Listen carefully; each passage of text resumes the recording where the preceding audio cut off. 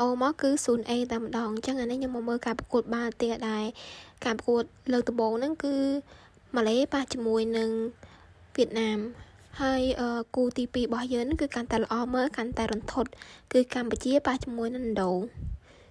និយាយមែនគ្រាន់តែកីឡាករឥណ្ឌូដើរចេញមកគឺហូរម្នាក់ហូរដៃកចោលតែម្ដងក្នុងនោះក៏មានខ្ញុំម្នាក់ដែរនិយាយមែនកីឡាករឥណ្ឌូចេញមកគឺ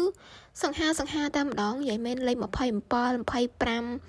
លេខ3លេខ10និយាយរួមគឺសង្ហាទាំងអស់តែម្ដង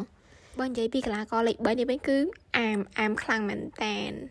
ហើយនេះកីឡាករ25ហ្នឹងជាមួយនឹងលោកវិញអញ្ចឹងមកដល់ការប្រកួតបងសុំវងអាប់សិនអញ្ចឹងណាហើយកុំមើលអូយសង្ហាខ្លាំងអ្នកលេខ27បងនោះកាន់តែសង្ហាខ្លាំងតែម្ដងចង់និយាយថាគ្រាន់តែកីឡាករឥណ្ឌូចេញមកគឺ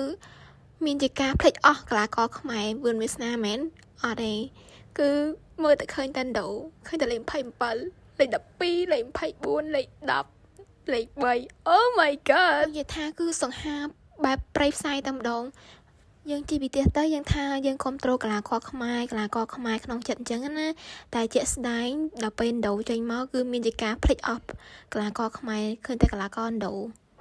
ធ្វើមិនទេយូរគេមកប្រកួតម្ដងអញ្ចឹងយើងគ្រប់គ្រងកីឡាករឥណ្ឌូសិនអញ្ចឹងណាកីឡាករខ្មែរយើងទុកម្លេះសិនចង់និយាយថាអ្នកគ្រប់គ្រងមានជាការលក់សម្បត្តិមែនប៉ុន្តែក៏មានជាការគ្រប់គ្រងអ្នក